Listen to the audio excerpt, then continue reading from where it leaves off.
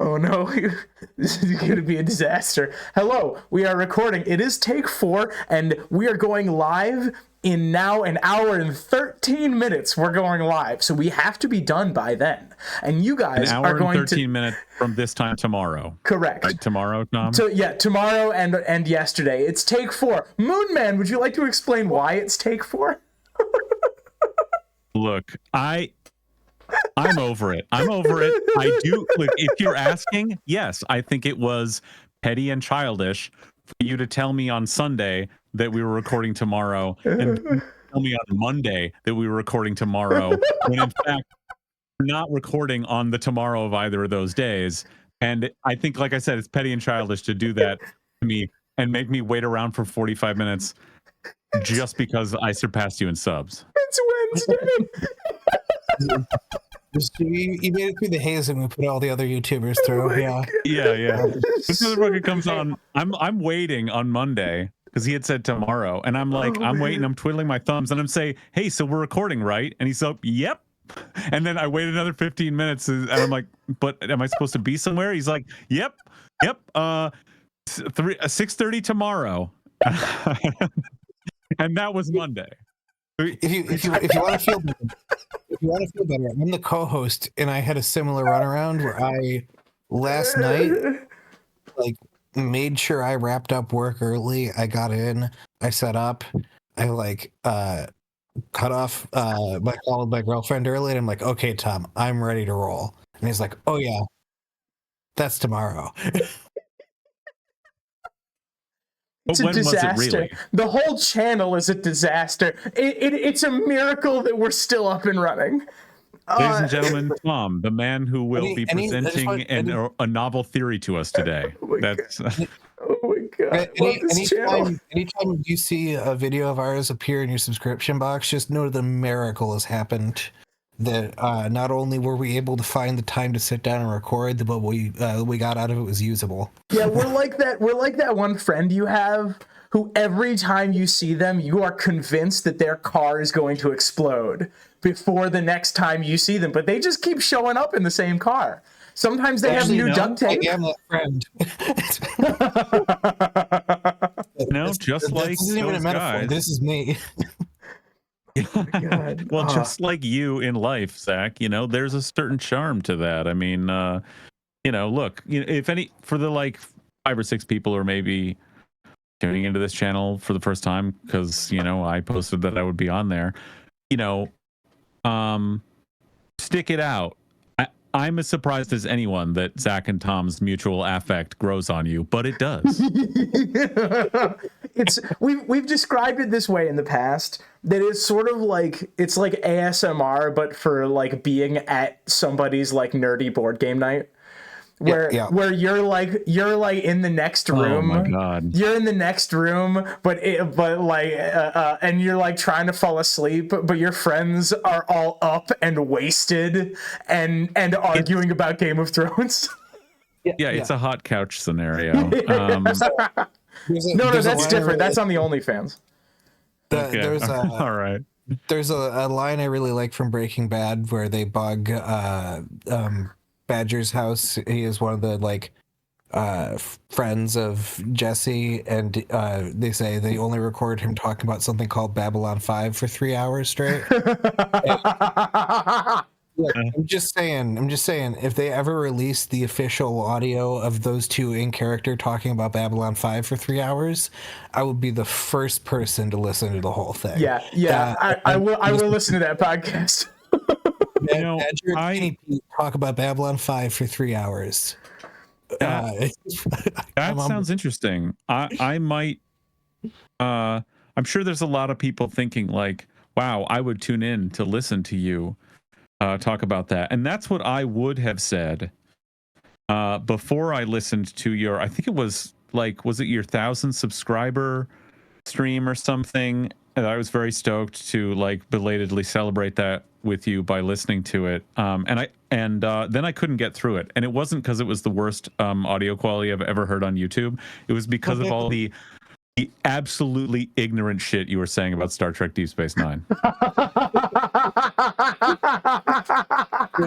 we're huge fans. What could it possibly be? Oh my! All right. Well, somebody in the Discord right now. You need to go tag Zara. You got to slog through the first 2 seasons.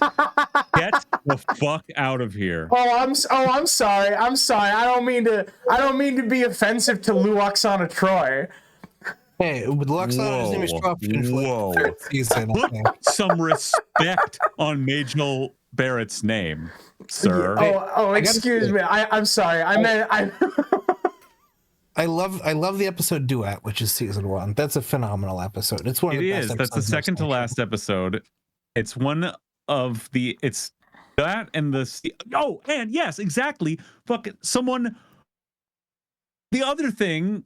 Then before when I shut it off was in disgust was someone saying like, oh, and then that's when you get to the Space Pope plot line. My God, sirs. When it's that episode Duet, and the next episode, the season finale, is In the Hands of the Prophets, first season. Those episodes, In the Hands of the Prophets, is when I knew when I was, how old am I? 9 maybe? 10. That this was my favorite show ever. That it was actually going to be better than Star Trek: The Next Generation in some ways. I was so that's how I knew it was great. In the Hands of the Prophets rocks, and Louise Fletcher as the Space Pope is amazing.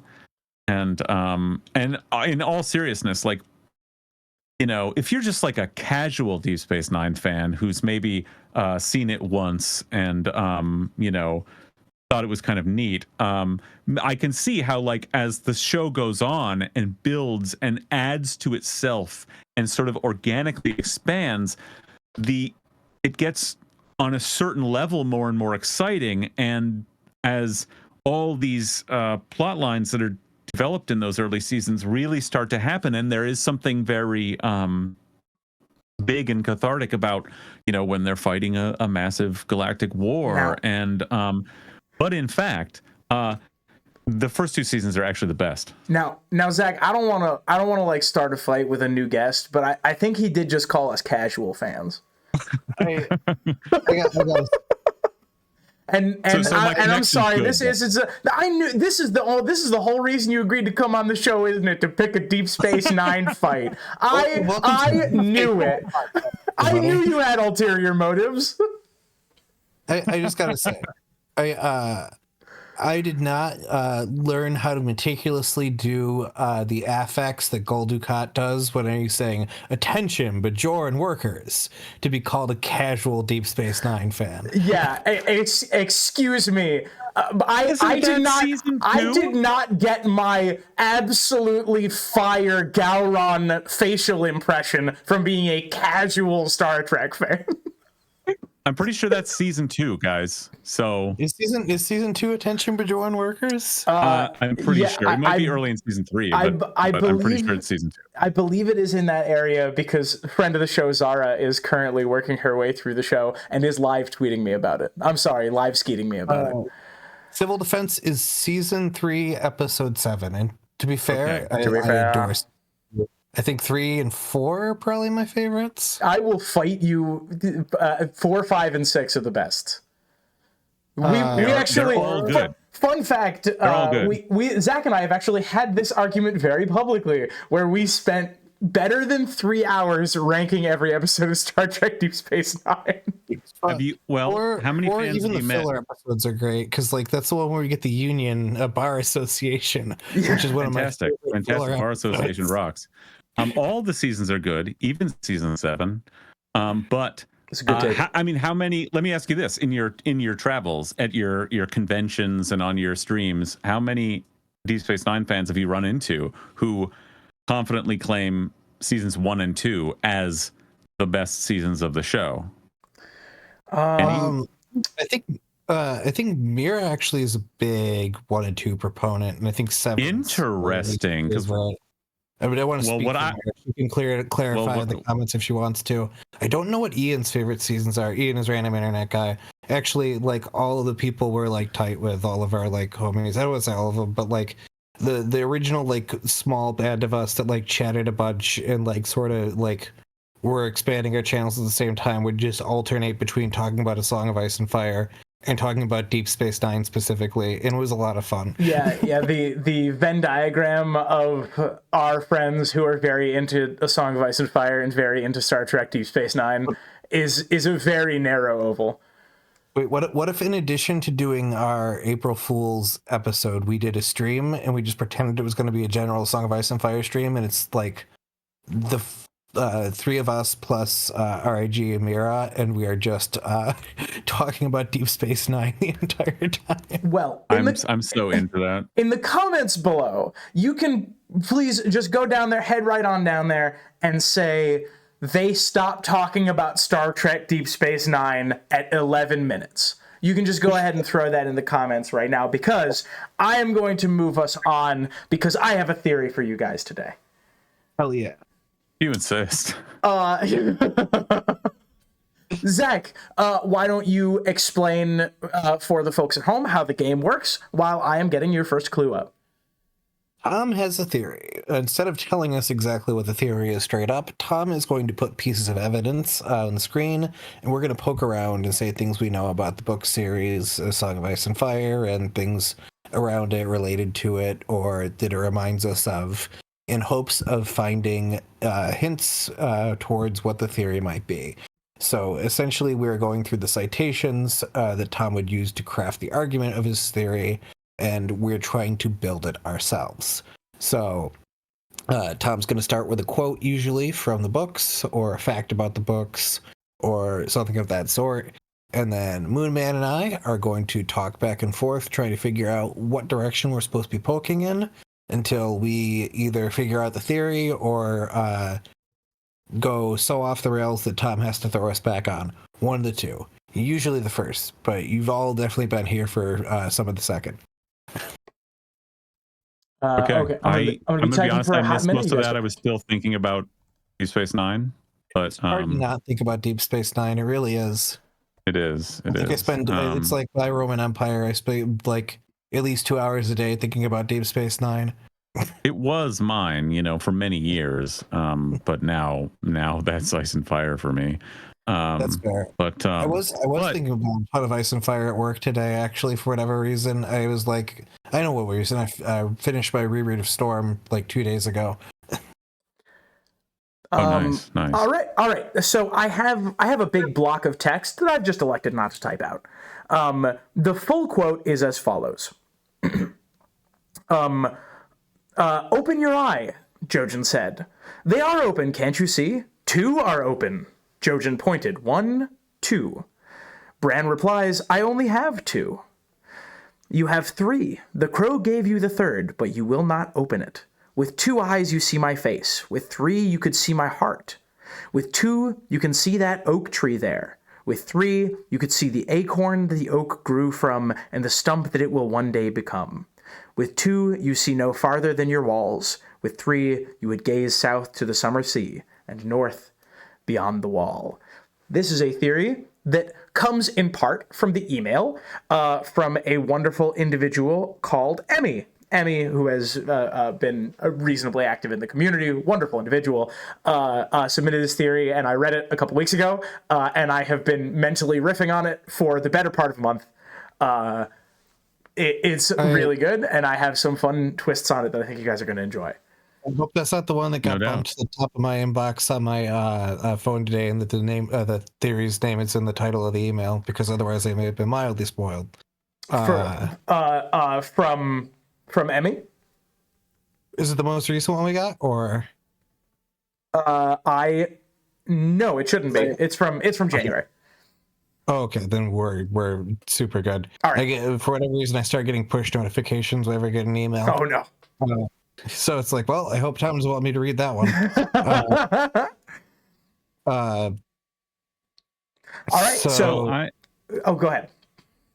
No, what I want to say as my first pitch here is that Bran will gain an eye and become brain. God damn you. God damn you. God damn you. That's really, that's, the trouble is that's really funny. That is, Oh, I mean, shit. that's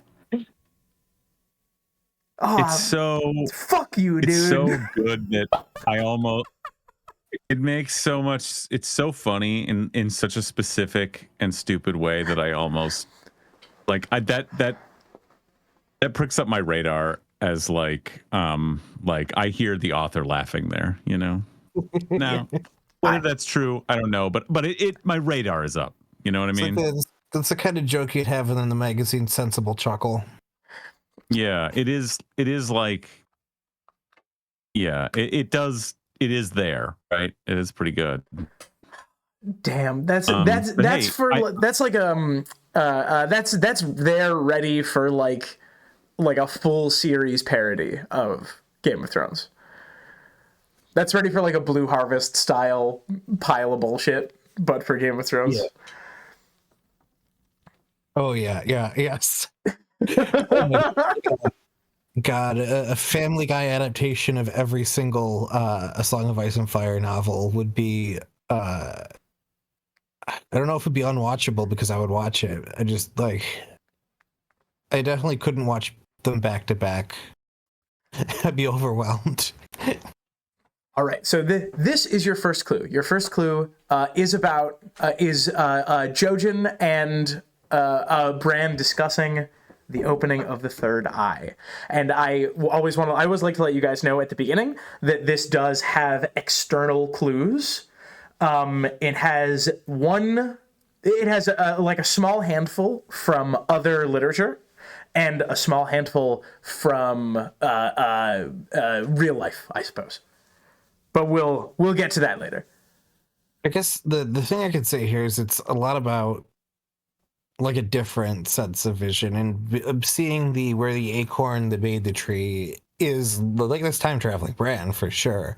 That's a strong implication that he can see well into the past, very focused on like a particular location and see the whole process, because a tree, especially like an oak tree, that takes forever to grow. Like if you plant a tree right now, you might not live to the point that it's a big, healthy tree with like a ton of branches. It takes time. I think it would be unfair not to ding you because we are talking about implications of something that is on this list. Many fans believe that Bran will become very powerful. That travel in time. Yes. The time travel explicitly is not relevant to this theory, though it is correct. And I will be accepting no arguments to the contrary. It's one in this house we believe in time traveling Bran. Yeah. Of course. I mean, my man's got to travel in time. Am I just supposed to? This is just free association here. I mean, I kind of know how to play this game because I have heard like dozens of episodes of it. So, but you're gonna have to help me along a little bit. It reminds me, I want to say thank you for having me on. I really do like what you guys do here. Thank you for joining us. When Tom said that you were joining in, I was excited. I'm very excited. Like I say, like I was telling Tom this, but like I really like I love listening to this because you're doing something that I think is very fun, which is being really, really open to anything and everything. And I think that's like, you're proceeding along the assumption that like anything and everything can be happening in these books, and might be happening. And I think that is that level of open mind here. If the goal, I mean, the project I'm engaged in is trying to figure out what's going on in the author's mind. Maybe that's not, it's certainly not what everyone's interested in doing. But Yeah, I think that's also, not only is it fun, and one way that I think, like niche way that these novels are meant to be enjoyed. Maybe not the most, maybe not the main way, but also I think it's the right attitude for if you actually want to be right, is to have a real fucking open mind here. I agree. I think that there is there is insight about what really will happen in this series to be found in like a very loose discussion of it, which is what we tend to have. Yeah. And like there is that there is that value that we have. Zach and I have made so many theories, and I can't tell you the number of times when we've just been riffing and riffing and riffing, and then we've stopped and been like, wait, holy shit, wait, no, I think that was right. Wait, no, back up, that actually sounded correct. But wait, I think we found something. I've had the experience listening to this exact game, and come away with it a handful of times, going like, oh, that's something I'd never thought about, and I think it's right on. And I mean, I think like again, like, you know, depending on what your goals are, overthinking this, I think if you're going to be right, making some good guesses is part of the path to getting there. You know, so because like it's only limited by the imagination of the author, and like that's quite an imagination, you know. Oh yeah. And I do think that like something that you do in your videos, we do here, is we talk about themes a lot as like a way to guide the like where it's going. So there's evidence. George plants a lot of evidence, but like it's something that like has like stricken me with like someone who's currently on like a full series reread right now, stopping to do one shorter book in between each book, because like shorter non-George book, because man, putting 70 hours into a book is rough. My palate cleanser between Storm Swords and Feast for Crows is Faust, by the way, which is going great. It's weird. It's a weird palate cleanser, but it does fit like thematically with the last chapter of Storm, at least. But like that book is so theme heavy. Like it is about the cost of what it takes to end a war. The like ding. Okay. Wow. You know? Wow. You're just sometimes we hit him from you're behind. just playing this game on vibes at this point, Zach. Like you're so good. You're so in tune. That speaking of vibes, are vibes on the chart there for Bran's Awakening? We're talking about new age mentalism and Hinduism and stuff. You know, do vibes come up in your list? Dude, I was waiting for him. Like I could see the space he was floating in, and I've been waiting for him to hit he's been like weaving in and out of dings like someone swimming through a minefield for like 2 minutes. Is there more to mine out of Faust? Modernity, don't do it. Nothing. Zero. Goose egg. We now, do we have time for this tangent? We do. I love Faust. I love Dr. Faustus. I like high I COVID. Faust a lot in my videos. High COVID, middle of COVID, I was working at a vaccine distribution center, and I had so much downtime between patients that I got to just like sit, chill, put my feet up, and read whatever I wanted. But we weren't allowed to have our phones on in the building, so I couldn't do anything but read, and I read the original Dr. Faustus, the original play. And that shit rocks. It's fantastic. Tom, if you don't mind me doing another side tangent, I have a pitch for you. Okay, I'm ready. We've talked about you want to do a series of movies that are basically like two stoners end up in plot a blank movie. Yes. Evan and Kevin. I want Evan and Kevin make a deal with the devil. Yes, that's so good. Faust with stoners. Evan and Kevin cut a deal.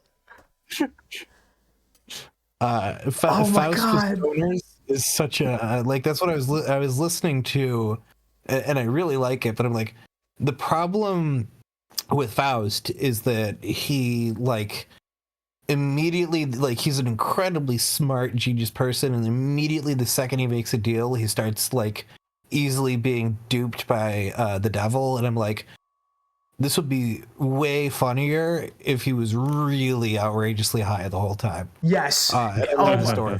Dude, this is a fantastic pitch. This is incredible. Oh my God.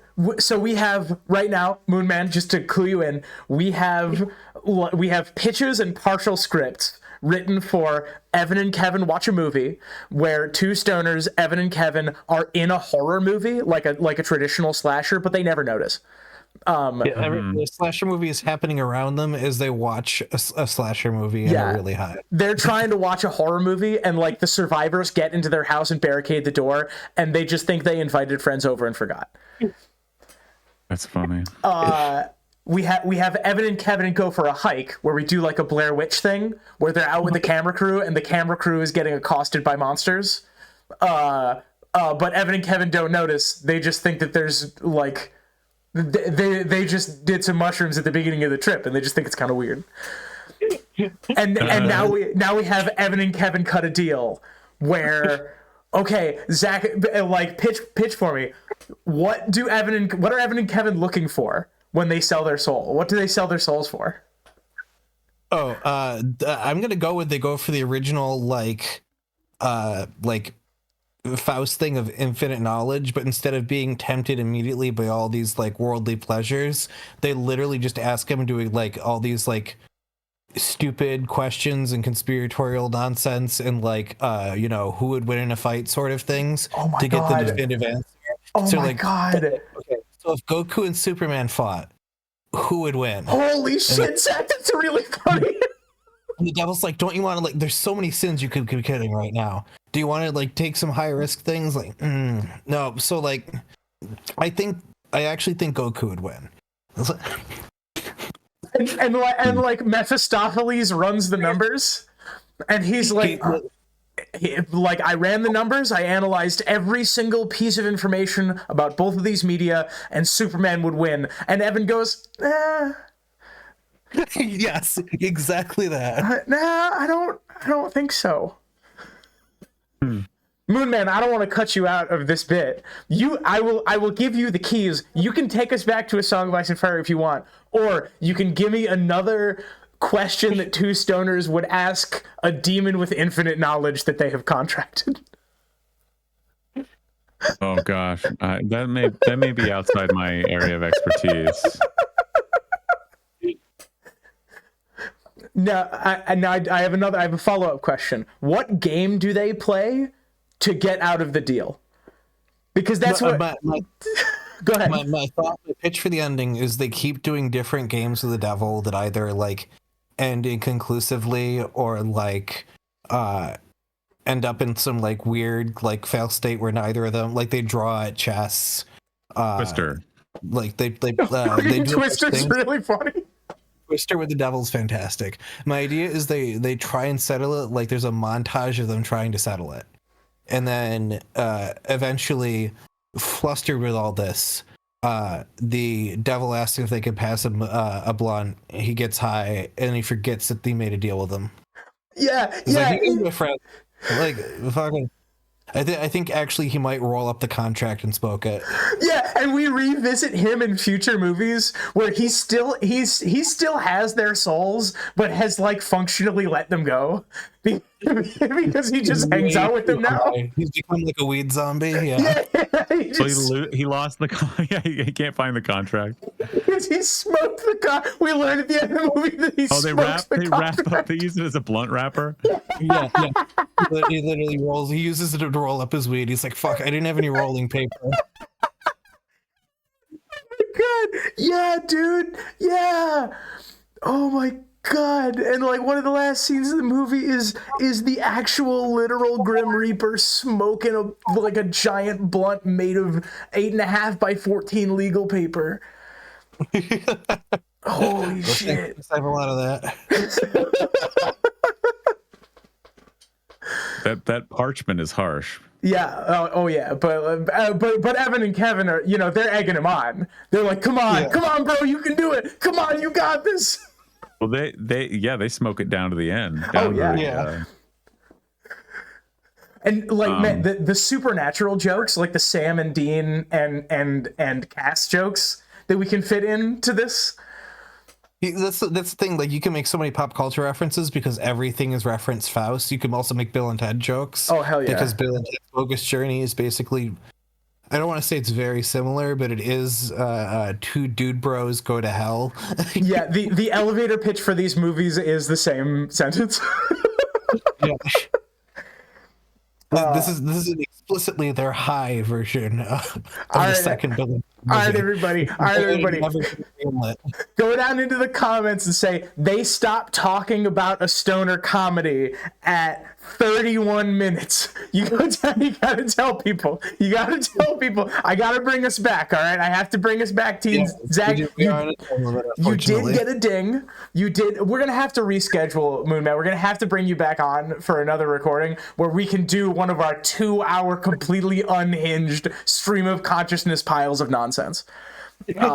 But as separate from what we're doing now. Correct. Yeah. For the moment. This is only a 1-hour stream of conscious nonsense. Zach, you got a ding.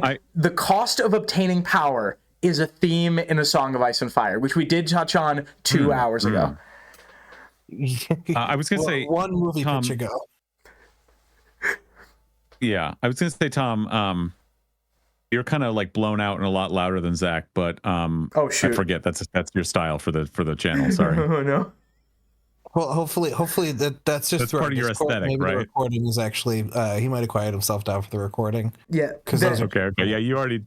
All right. I'd like to shout out. Power. I'd like to shout out the person in the comments who keeps on telling me about the audio quality, but keeps on watching the videos anyway. We love you for that because their audio quality is atrocious is a perfectly valid reason to not watch our videos. And yet the same guy keeps showing up. So we must be doing something right, Zach. Yeah. Oh. We're never not amusing. We've never not been amusing. All right. Identifying what that something is and bottling it, repeating it even, that would be a moneymaker. That was the deal that we made. All right. Power, right? Power? Yep. The cost of power, you said? Yes, the cost of obtaining power is one of the themes of this story. Okay.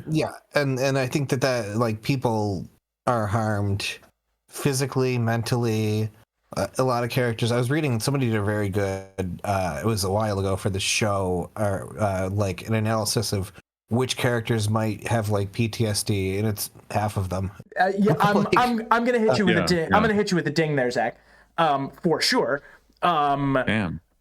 So one of the issues, Moonman, that Zach and I have had doing this show for as long as we have, is that we will get on a line with each other. And we will figure out. We'll be like, okay, I know this thing connects to this thing. It's like memorizing like patterns in chess. Yeah.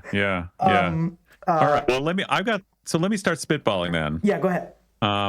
Okay. So, on the subject of, or wait, do you read? Because he got a ding. Do you have to do something?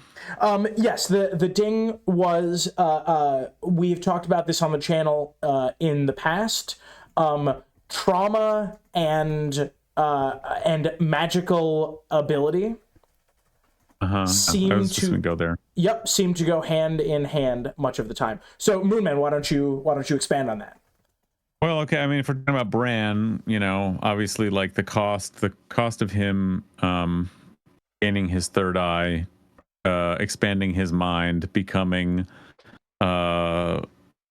a powerful figure is first his legs and mobility, and potentially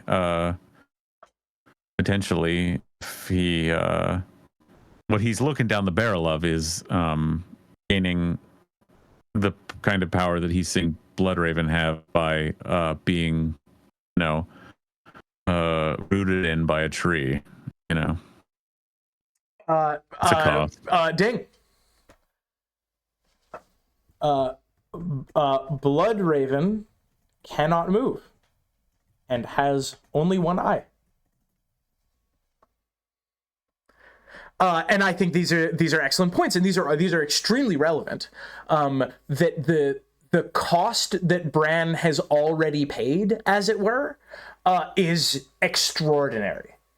But I don't think it's unfair to say that the powers that he has are not the powers that, like, his power acquisition journey is not complete. It seems that Bloodraven's is. Is that a fair statement? I think so, yeah. So I think Bloodraven is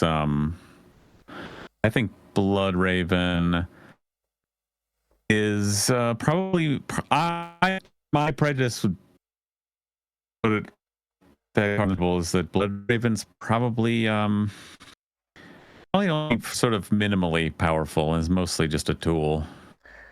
I am inclined to agree. I agree. Yeah, I think on the scale of powerful figures that we are going to see in the coming books, he is actually probably much closer to the bottom than he is to the top. Yeah. I mean, he's made a deal with the devil to get the kind of power that he clearly gets off on and appreciates and thinks was worth going north to get.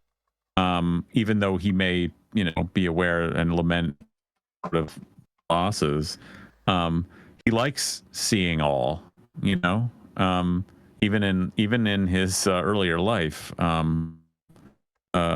People thought of him as liking seeing all anyway, as first a spy master and then running a kingdom. But he is he probably sees a lot, but he even describes, right, his kind of impotence right now. That's in terms of looking back through time, but his inability to affect the past.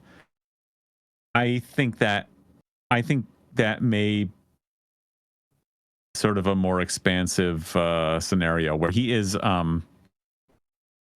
able to see a lot and know a lot and ultimately not exert much, would be my guess.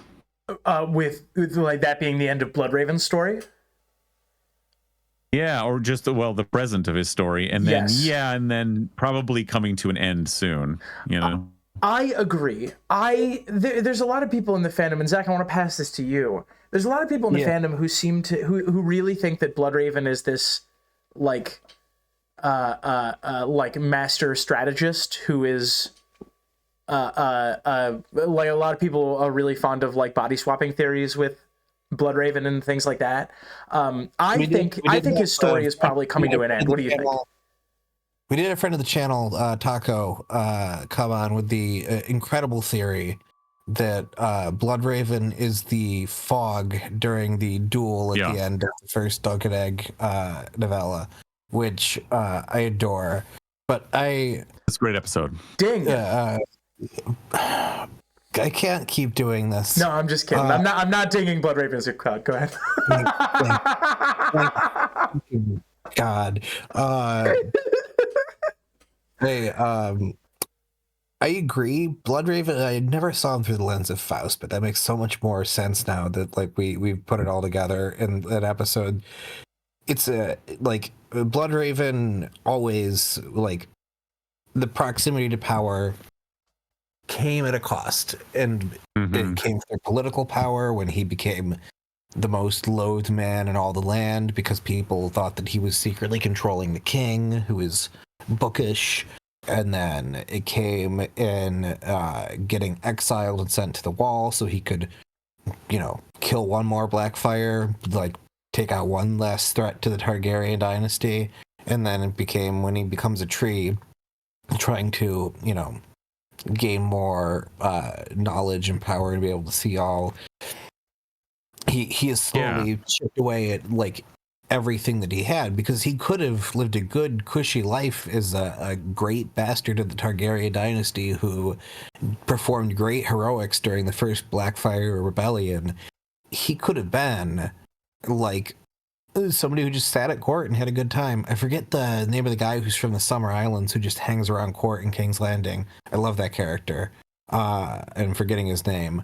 But like he has a pretty good life as this like exiled prince who's just hanging around the court, gets to like go to all these fancy dinners, meet all these major players, and he doesn't like have much to risk. He doesn't have much turmoil in his life until Cersei starts to dislike him.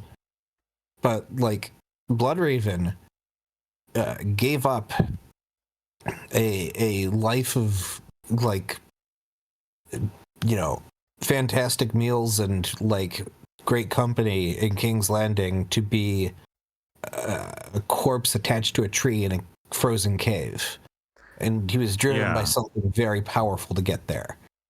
He also gave up real power. Yes. Now, and that's interesting to me, he was Lord right? Commander, like too. He was Lord Commander of the like he got a second chance at power and gave that up too. Yeah. And it makes sense that he may have thought, you know, I mean, did he think of it as a sacrifice? Maybe, but did he like joining with the tree, or did he think he was gaining some power, some new power beyond what he had? And does he still think that?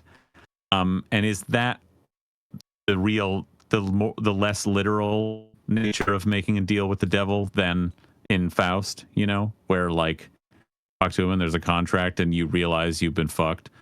In the case, it's probably more, you know, applicable in most people's lives when they, in pursuit of something selfish or power or, you know, greed or whatever, just do the bidding of evil or something, or, you know, do you admit it to yourself usually? And probably not.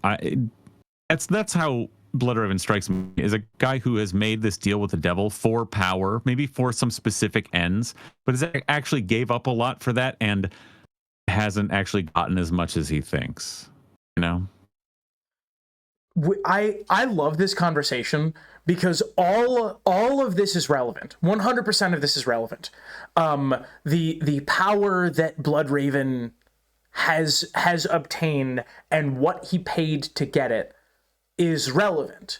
But just to give you guys a nudge, make sure we're not moving too much in the wrong direction. The cost that Bloodraven has paid is a foundational piece, but not the centerpiece of this theory.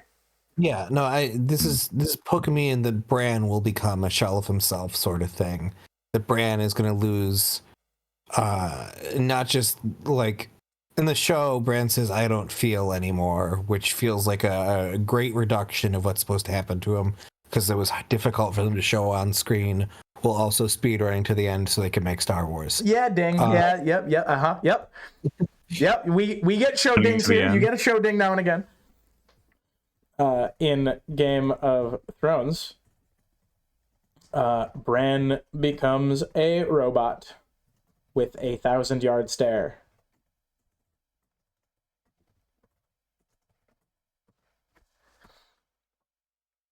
And from this, we can. This is very. This is, you know, it's dubious to me. Like, what to do with that, because my first instinct is to look at anything from the show as like a potential clue, maybe, but little more than that. Yes, so that is the nature of this clue in particular. I don't think that what will happen in the show will happen in the books, but this is a good piece. There may be parallels that we can draw that I think are relevant. This is a good episode. So we're doing analysis this episode. So we're talking about what Bran is losing. Okay, besides what he's lost so far, the potential for what he could lose, which could be very much in the way of Bloodraven. I don't think he's going to lose what Bloodraven lost. I don't think he's going down that path. But I can see him becoming less of himself. I see Bran becoming disembodied consciousness. So, that's losing his whole body, really. I like where you're going, and you have identified the main thrust of the first part of this theory, which is I think, and Emmy thinks, that Bran will lose something real specific that I am interested to see if you guys can get to. It might be useful to think about what other people have lost when obtaining magical powers elsewhere in the series, and that might give you some insight. Well, my thought here is when Bran, like, I don't know if this my memory fails me if this is show only or if it's in the books also, because I'm still in my reread right now, but my thought is that Bran, like, when he reaches Bloodraven, he asks if he'll ever walk again, and he says, no, but you will fly. The, like, version of that with what Jojen says there is basically that, like, Bran might be able to see with, like, magic vision, but he might not be able to see, like, normally. Like, he will lose his actual senses and only be able to see through the weirwoods, only be able to, like, see using magic, and that his body will be, like, senseless almost. Yeah, I buy that. I think his body will be dead. Zach, we gotta, like, take a hiatus or something, because you whole shotted another theory. Oh, excellent. Amazing. Back to Deep Space Nine. From all the way the fuck downtown. Yes, absolutely. You hit the nail perfectly on the head. I think it was up to the 3-point at least. Yeah. Moonman, can you tell us some of the things, like the physical things that other people in the series have lost in Pursuit of Power? Oh, that's in Pursuit of Power or Magical Power, said? Magical Power specifically. Thematically, we can connect to other power, like Tyrion losing his handship in Pursuit of Power. Yeah. It is thematically connected, but not what we're looking for. Okay, magical powers. I mean, the first person that comes to mind is Melisandre. Yes. I wouldn't be surprised if she also lost her body in a very similar way as Bran, and also became disembodied consciousness. What a fucking phenomenal pull. Hold on Melisandre for the moment. Who else you got? Who really is exhibiting magical powers? I got to think about this for a minute. I have two specifically that I want to talk about. Before I tell you guys, does either you want to take one from the hip? I'm trying to think who else has dabbled with magic and had it gone poorly, because not necessarily. These guys haven't had it gone poorly, at least not yet. That's right. Like how ancillary are the characters we're talking about here? Oh, I don't think they're ancillary at all. Is this something from like history? Like is this something from, I guess, like mentioned twice or has a paragraph in Fire and Blood? Or are we talking about like actual characters? Well, no, I think like Arya has like been told very explicitly she needs to lose her identity. She doesn't remember who she is to become a faith. Ding, dude. Okay. A girl has no name. The other Stark kids. We are talking about Bran. Arya cool. Loses identity and become and wargs blind. Yeah. Absolutely. What else you got? Well, then it occurs to me that Jon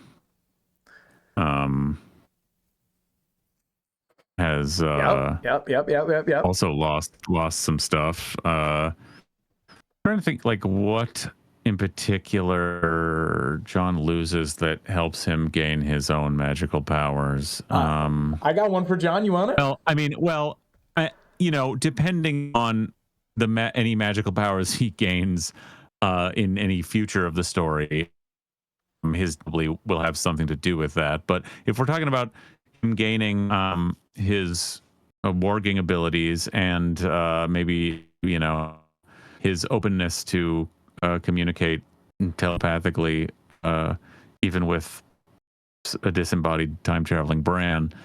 Let me think. What has he lost? He's lost his home.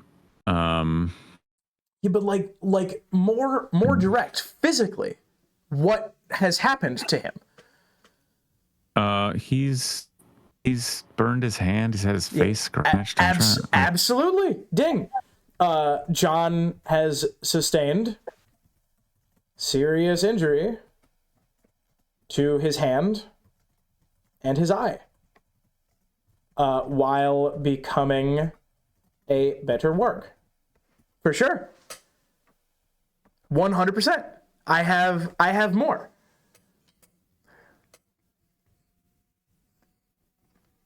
What do you have more characters? Oh yeah. What do you guys think of Victarion? Victarion has like, he is like his arm like infection that like he gets the like R'hllor treatment on, and like his physical strength is like his whole thing. Victarion is, by everyone's admission, dumber than a sack of rocks, but like he beats you in a fight. So like if that like chips away his ability to like fight, what does he have left? His prowess. Victarion, perhaps. Yeah. Victarion gets his arm chopped off, and he gets a new magical one. And I don't think it's a hot take to say that's not a good thing. Oh no, probably. That's gonna suck. That's gonna suck for him, I bet. Yeah, you know what? That is a real that is a real deal with the devil situation there, and that he has said like, okay, yeah, I'm fine, great, I'm in with R'hllor. Give me a new heal my arm. And what? It's now like kind of smoky and fucked up. That's great. Yeah, I love it. If you're taking life lessons for A Song of Ice and Fire, don't. If somebody offers you a new hand and you just fished them up from the waters a little bit ago, you should probably say no. If you ever run into that scenario in life. And finally, Euron Greyjoy. Oh, now there you go. Sure does have a weird eye. That he does. Well, he's presumably, maybe, lost one eye at some point. I want to say we don't really know that for sure, but it seems like that's what we're talking about, is that he's missing one eye. I agree. I think he probably lost it, or like, not to put too fine a point on it, as it were, stabbed it out in some magical bullshit. And when he was like tripping balls on Shade of the Evening. Yeah, and what he has in his place is this new different thing.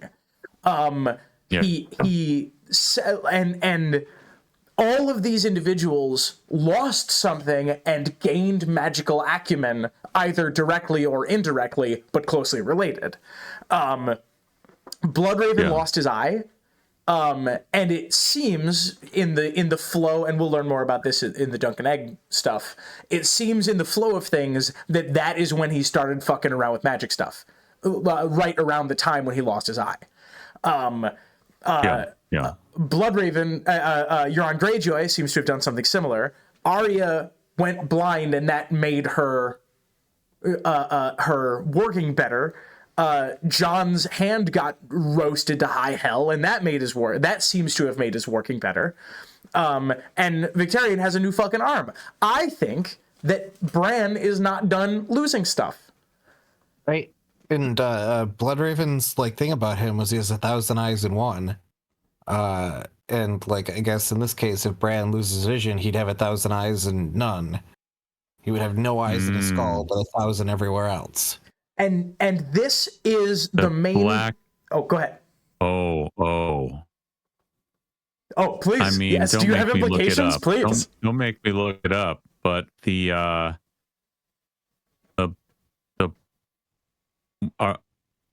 black eyes that he sees, the like pits of black in a helmeted face, right? Would they be his eyes and not somebody else's? Dude, I think the most common interpretation is that that's the mountain.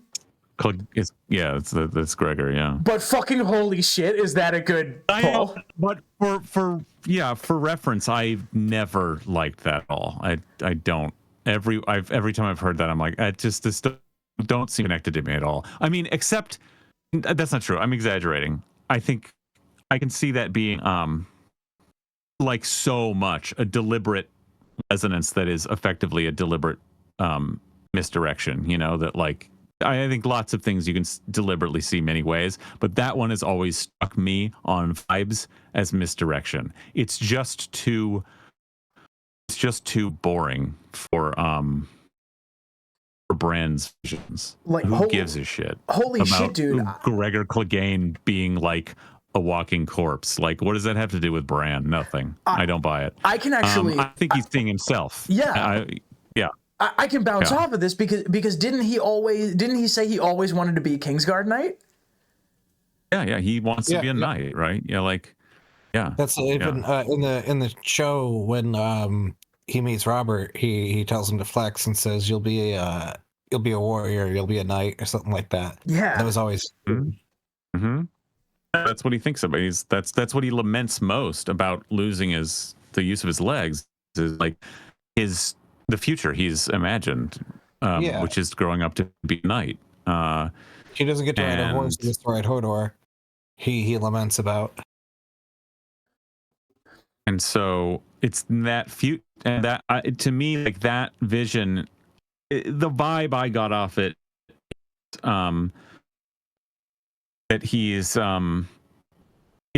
seeing two conflicting, like, futures of himself, his imagined future, his actual future, kind of melding together and being confused, maybe just in that sense, and maybe also in the sense that time traveling Bran has done this many, many times, like Groundhog Day, and has lived out every possible future, including ones where he did grow up to be a knight. You know, hell yeah! This is Preston's analysis. His breakdown of time traveling Bran.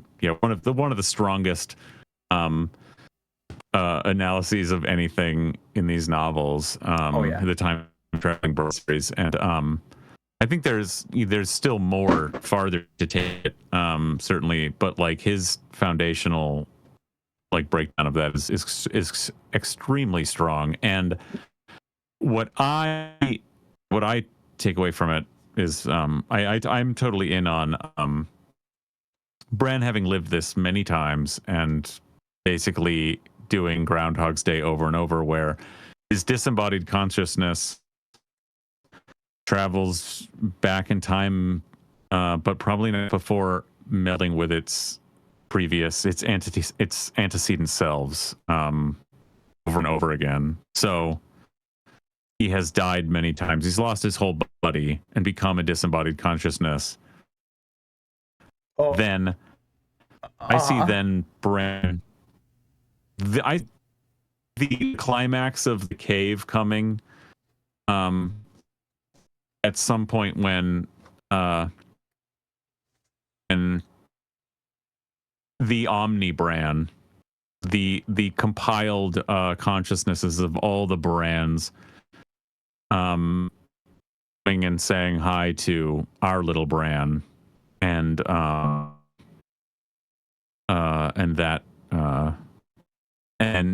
that's kind of, that's, and him, and this is in Preston's analysis, that this is the Bran who lives, who gets out of the cave. So this Bran maybe doesn't lose his life, but I like this idea that maybe even this Bran could lose his eyes.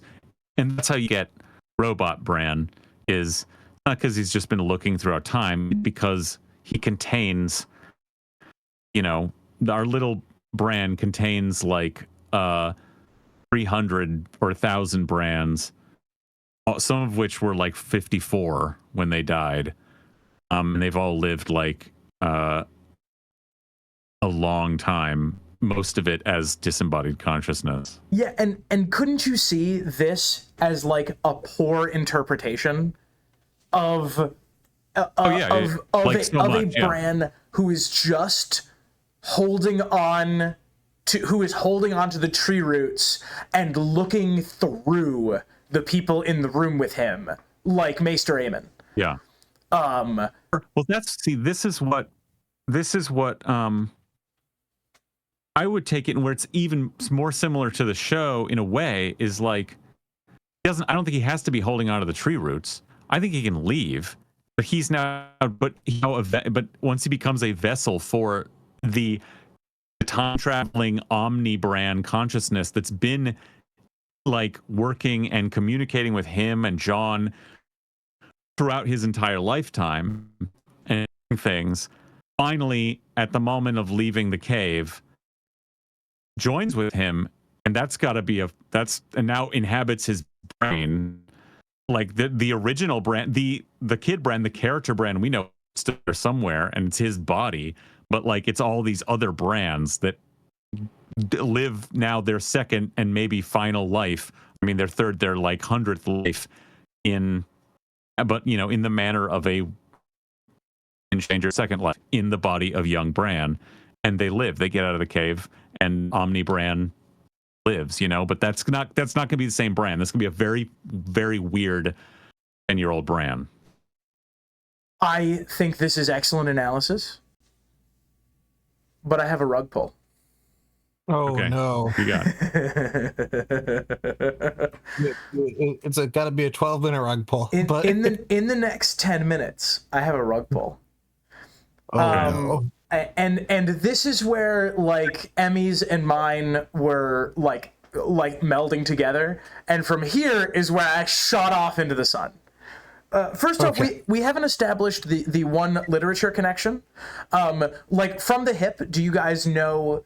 I think this is interestingly similar. This pitch we're making is interestingly similar to another character in sci-fi and fantasy, and I wonder if just with a guess or two, if you guys know who it is.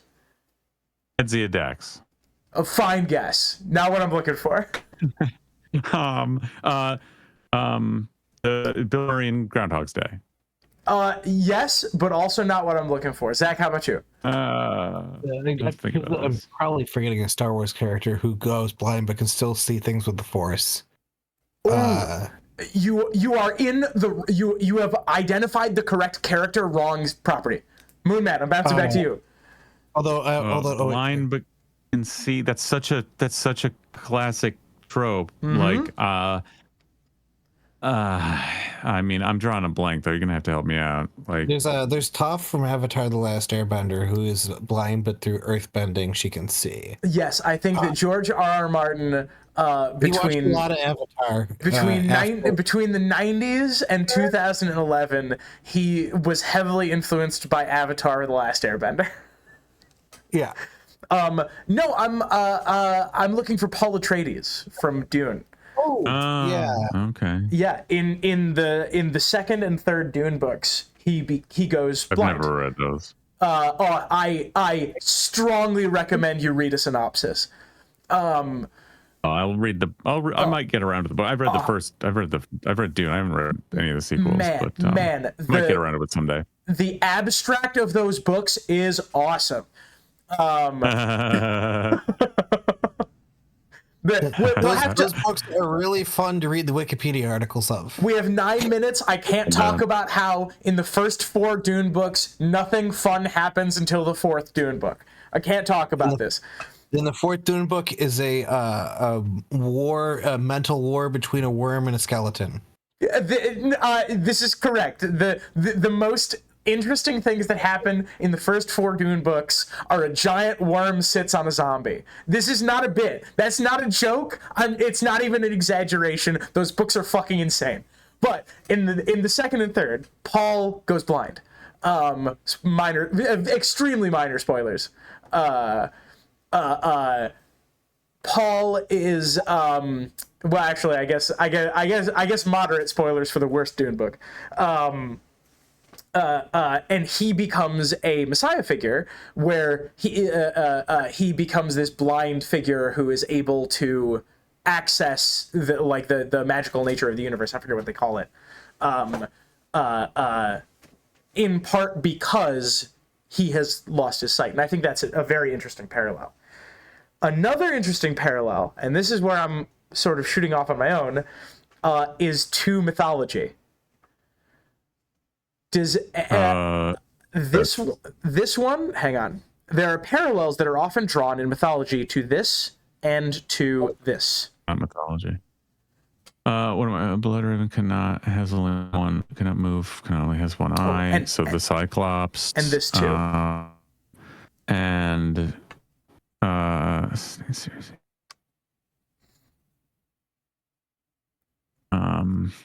So yeah, okay. What's the significance of the Cyclops? So there is a parallel that is drawn, and this is a little bit of a pass. Oh, Zach, go ahead. You said mythology? Mm-hmm. I'm gonna hate saying this. Oh no. There's a Norse god called Hodor. Yes! Yes, Zach! And he's blind. From downtown! Yeah, you found the prestige! This theory has a prestige and you found it! Yeah, I know. Wait, let me get there. Let me get there. I'm taking the soapbox back.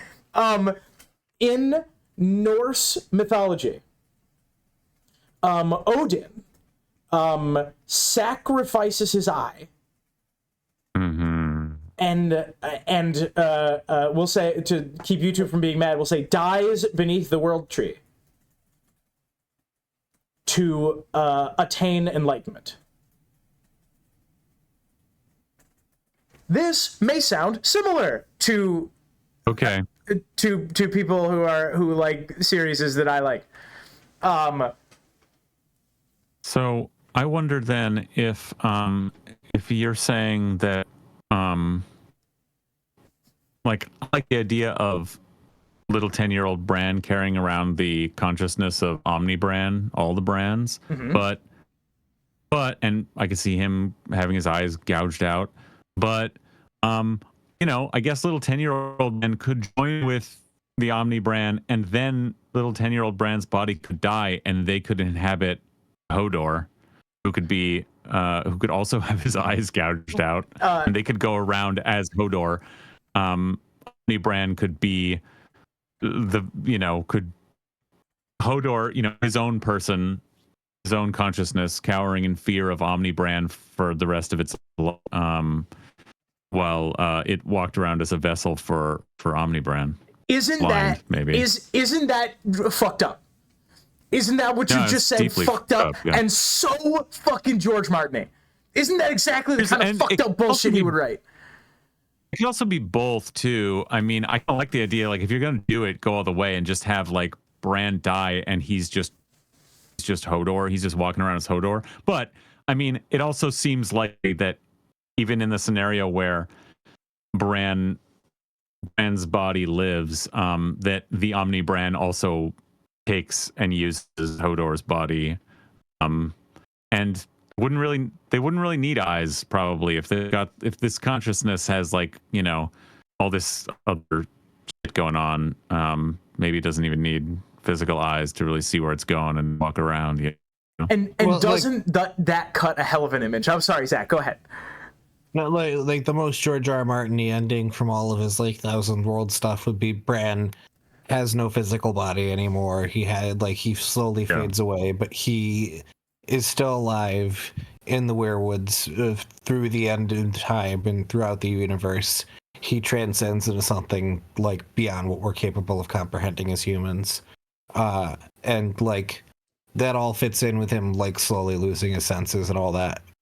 And I think there is mean time between now, the point we're at the story and now, and when that happens. And I don't think it's going to happen all at once, literally between scenes, like it did in the show. I think that we will see him, we'll see him choose to give up parts of himself. And I think the eyes are going to be the first thing to go. In like sideline reference to this, let's say, trope in mythology, where a person blinds themselves to attain power, which George has already used in multiple places in this series. Yeah, I mean, I like it. I guess it could end up with his body even stays in the tree and the omni consciousness leaves too. But yeah, either way, like going blind seems like yeah, I could see that happening absolutely. And I want to we're at the end. Don't worry, everybody. We're at the conclusion, but I want to end on this note. This shit led me to here, okay? And this shit led me to here. This fucking bullshit right here, Zach hit the nail. This is the most crackpot sentence that I have ever said on this channel, okay? And I've said some wild shit. That fucking can't be a coincidence, right? That can't be a coincidence. Blind monster attaining enlightenment beneath a supernatural tree who happens to be related to a person named Hodor. That can't be a coincidence, right? I would definitely say, especially if either of them end up going blind, then yeah, I would say definitely. Bloodraven is already blind in one eye, which is what happened to happened to Odin. True, and Hodor is there with him. Yeah. I mean, I totally as like as one origin of name from which he hears in his mind as hold the door. Yeah, I buy that. And like this, see this down here? The most notable story about Hodor, the character of Norse mythology, the most notable story about him is the killing of, I want to say, his brother Balder with a mistletoe arrow. The arrow from a magic tree. You know who fucking makes arrows from magic trees, guys? We have magic arrows in this story. We do. Guys, the stream's going to have to wait because I've got something for you. Okay, I'm ready. I'm telling the stream chat. They're going to have to wait. You're going to have to wait. I've been wrestling with Moon Man is on some madness. I've been wrestling with does Bran's body live on as the vessel for Omni Bran, or does Bran's body die or stay in the tree and the Omni Bran consciousness escapes in the person of Hodor? And I'm going like, what is? I mean, okay, you're telling me, well, the connection to Hodor is okay, maybe he might go blind in the future, but Bloodraven's already blind. Bloodraven's already partially blind. What if Omni Bran leaves 10-year-old Bran and they rescue Bloodraven's consciousness and get him out of there in Hodor? Oh, fuck. We bring it all the way to fuck around.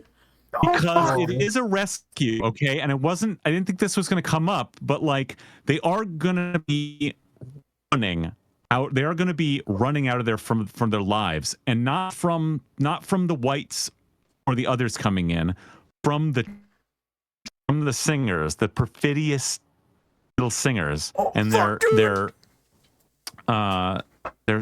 suspicious trees. And I think because this is okay, really quick, because I think Bran's going to learn too much. I think they don't know how powerful he is, and he's going to do something. Bloodraven, who's their tool, and that is learn too much, peer into too deep in trees and learn some truths about singers and what they're up to. And I think it's by warging the green seers. I think he's going to be able to get in the mind of all the other the children green seers, the singer green seers lined up, the real ancient ones who are there but still a little bit alive. Like, what are they doing there? What's the significance of that? I think he's going to get into their minds, and then the alarm's going to go off. Like, whoa, what he knows too much, and he's clearly a super being. We have to kill him. And that's so fucked. Maybe, and I've always imagined, okay, that's when somebody on the way out, they just kill Brendan, they just is it and just like stab him in the heart or hack what's left of his head off and just out of his misery, because at that point maybe he's already also learns in that moment through Bran and the trees, like Bran gives him that knowledge too in an instant, oh my god, I'm a tool of something that wants to kill humanity here. Kill him, but maybe he gets out in a second life in Hodor. Okay. Holy shit. We're gonna be here for another fucking hour. Moonman, would you like to come on for future theories to talk about this crazy bullshit? Yeah, of course. Okay. Moonman, where can people find you and what have you been working on? Well, I've been working on Stannis, That Peach, and the Battle of Wind, which is, I don't know, it's a video series of the third part of which I just finally dropped after 6 months. That is essentially disguised as like a theory about Stannis, and like what the Peach is about is actually just a political reanalysis of the entire song. I don't think anybody actually buys it yet, but many have decided they have to reckon with it. So that's all I can really ask. I think you have some excellent takes, and we're going to talk about it on some live stream or other at some point. So go subscribe to Moonman if you're not already. Some of the most interesting videos in the fandom right now coming out of that incredible channel. Zach, what have you been working on? Thank you so much. I've been doing a lot of music. I've been doing a lot of editing a video essay that has taken far too long. And I've been doing a lot of this channel. And we're about to be doing a live stream. So if this is your first time watching one of our videos, we try and get one out every week, and we usually do. And we try to live stream every week, and we occasionally do. So please subscribe. And now we're going to end the recording with both of you saying something funny at the same time. Something funny at the same time. Okay, bye. We're going to have to take that again.